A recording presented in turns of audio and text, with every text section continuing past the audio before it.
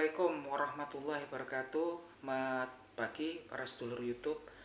Ketemu lagi dengan saya Agung Wijanarko. Oke para sedulur, di pagi hari ini saya pengen menyapa para sedulur-sedulur saya, sahabat Anies Baswedan dimanapun kalian berada.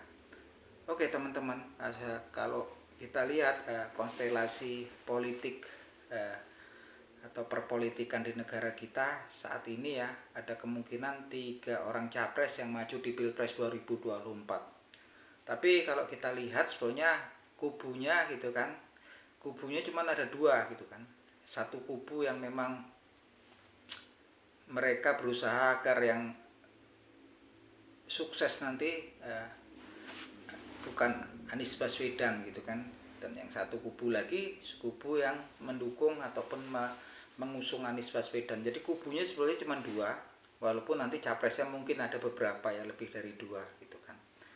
Nah kesini memang tampak sekali sepertinya memang ada semacam kayak dikepung ya.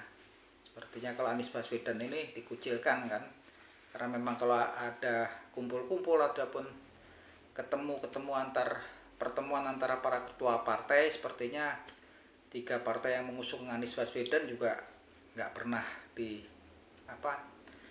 mendapatkan undangan, sepertinya seperti itu kan. Jadi sepertinya ya kasarnya seperti dikucilkan gitu kan, dan yang jelas juga tampak sekali akan dikepung ya gitu kan. Makanya saya bilang seperti terkepung Anies Baswedan itu oleh calon lawan politiknya di 2024 nanti ya.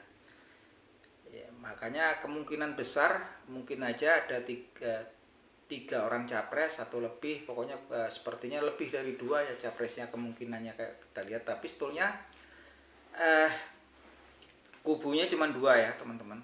Kubu yang berusaha agar Anies Baswedan kalah nanti kan, tidak terpilih gitu kan, yang menang kubu mereka gitu kan. Yang satunya adalah kubu pengusung Anies Baswedan gitu kan. Itu prediksi saya, analisa saya sebagai supporter. Nah dari sini juga semakin terlihat bahwa memang terkepung ya. Tapi kalau kita lihat itu, saya melihat fenomena ini, saya semakin yakin ya bahwasannya Anies Baswedan sepertinya ARB ini tangguh, sepertinya memang memiliki spesial kekuatan, karisma yang spesial. Dan seperti yang kita tahu kalau dari cerita-cerita peristiwa-peristiwa sejarah dulu, banyak juga tokoh-tokoh yang besar yang memang muncul gitu kan, yang kemudian terbit dari kondisi yang seperti yang dialami Anies Baswedan saat ini gitu kan. Saya sangat yakin sekali, semakin optimis walaupun memang perjalanannya masih jauh, tapi saya sangat berharap. Dan kalau kita lihat memang ARB ini memang kuat dan tabahnya kuat ya. Bayangin dapat selalu serangan-serangan gitu kan. Di medsos tuh banyak banget ya, kalau saya bikin konten tuh sekarang tambah macam-macam isunya gitu kan. Seperti contohnya keturunan non pribumi gitu kan. Itu kan dulu kayaknya enggak gitu kan. Kalau dulu intoleransi, kemudian dekat dengan organisasi garis keras, sekarang lebih banyak juga non pribumi gitu kan. Ada beberapa komen kalau di beberapa video saya gitu kan. Banyak sekali ya. Terus dulu juga ada diduga kemudian melakukan korupsi, kemudian punya hutang segala macam, yang kemudian juga hilang dengan sendirinya gitu kan. Anies Baswedan tuh kayaknya kalau merespon, menjawab gitu kan, hal-hal yang ditujukan kepada beliau itu ya sangat rapi ya, dalam menata kata-kata, dalam setiap kalimat yang beliau ucapkan pun rapi gitu kan. Artinya memang dari yang hal-hal yang kecil-kecil aja ketika berkomunikasi dia sangat rapi ya dalam susunan kata atau kalimatnya gitu kan. Begitupun saya juga yakin ketika beliau menjadi gubernur tuh kan, memang banyak hal yang bisa beliau bangun kan, yang faktanya juga memang positif gitu kan. Faktanya positif, walaupun tetap saja untuk pihak-pihak yang memang nggak suka atau nggak suka sama beliau, pasti yang dilontarkan hal-hal yang negatif, yang mungkin aja masih bisa nggak terbukti ya gitu kan. Itulah kadang-kadang kurang sehat ya teman-teman. Memang sepertinya di sini di media sosial kebanyakan memang seperti itu. Dan saya pun ketika memulai membuat konten ya sekadar sebagai salah satu supporter daripada kandidat di 2024 tuh udah merasa ya, biasanya komennya memang saya pikir aneh gitu kan, sepertinya juga nggak seperti netizen biasa gitu kan.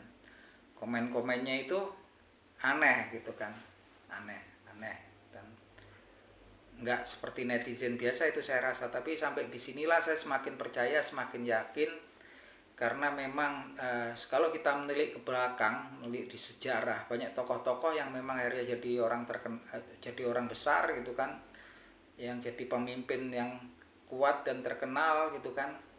Itu adalah tokoh-tokoh yang memang menjalani fase ketika perjuangan yang berat gitu kan, yang sepertinya impossible atau nggak mungkin menjadi possible atau mungkin.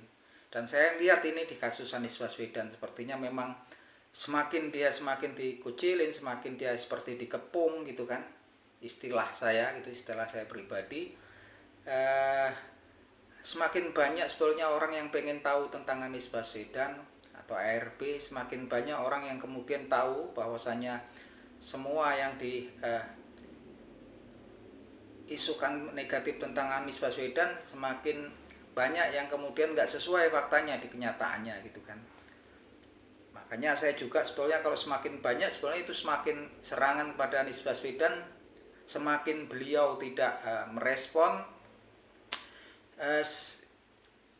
semakin banyak orang yang pengen tahu tentang beliau ya, semakin banyak. Dan saya yakin, seyakin-yakinnya ya, karena dulu kalau saya jalan-jalan tuh setahun yang lalu gitu di kampung halaman saya, kalau saya pas pulang kampung tuh saya nanya-nanya tentang calon yang akan maju di Pilpres 2024. Biasanya kalau 10 orang yang saya tanya, mereka itu menjawab salah satu tokoh si A gitu kan, si B atau si C yang memang tokoh itu dominan gitu kan.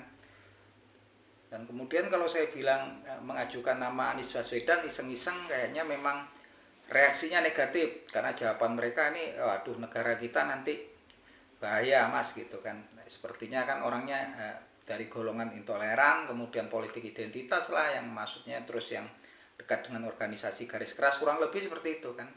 Tapi kalau sekarang gitu kan, saya nongkrong-nongkrong jalan-jalan di kampung gitu kan, atau ke pasar, nongkrong di warung angkringan atau warung makan, ketika saya coba tanya-tanya gitu, mulai ada satu dua yang bilang, wah saya cocoknya sama ARB ini gitu kan.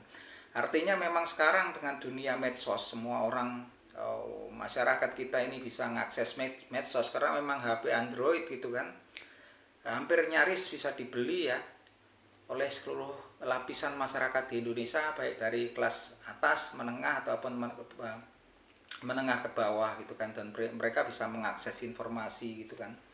Dan walaupun informasinya pasti positif negatif, tapi pastinya mereka akan bisa memilah-milah dan bisa memilih mana yang fakta, mana yang memang kemudian yang isu yang disebarkan. Nah kalau dilihat di Anies Baswedan ini kan semakin hari semakin aneh aja kadang serangannya itu. Kalau di komen tuh aneh gitu kan, dari mulai orang Yaman, keturunan Yaman, kemudian non pribumi gitu kan. Artinya menunjukkan semakin intensifnya serangan gitu kan, semakin menunjukkan betapa gelisahnya orang-orang yang memang berharap beliau nggak jadi di Pilpres 2024 nanti. Tapi memang apapun yang diharapkan oleh lawan politiknya, saya berpikir bahwasanya negara kita adalah negara yang demokrasi gitu kan, yang memang memberikan kebebasan untuk warga negaranya memilih salah satu tokoh yang mereka anggap tepat gitu kan. Dan ini negara demokrasi, semoga tetap aman, lancar dengan lindungan dan bantuan Allah Subhanahu wa taala pada ARB. Semoga berjalan lancar ya gitu, teman-teman. Itu teman-teman obrolan kita di pagi hari ini. Dan saya memang mungkin kalau saya bikin konten gitu nggak ada yang nonton, ada yang komen, saya juga saya sendiri ngerti lah, memahami, karena memang saat ini sepertinya warga negara, masyarakat kita banyak juga yang udah skeptis gitu kan, kurang begitu tertarik tentang berita-berita ataupun konten yang berkaitan langsung berkaitan dengan politik. Mungkin yang lebih banyak kan kalau nonton di medsos itu adalah hiburan. Selain hiburan adalah ya hobi ya teman-teman gitu kan. Cuman mungkin saya berharap juga, mungkin kita ini orang awam, tapi mungkin kalau bisa cara berpikir kita nggak awam-awam banget ya, itu teman-teman. Jangan sampai cara berpikir kita awam karena nanti juga walaupun nggak secara langsung siapapun yang terpilih, cuman ya kita sepertinya terkecipratan lah, kena pengaruhnya gitu. Pengaruh artinya kalau nggak berjalan dengan baik gitu kan, kita tetap kena pengaruhnya, kita tetap kena akibatnya gitu.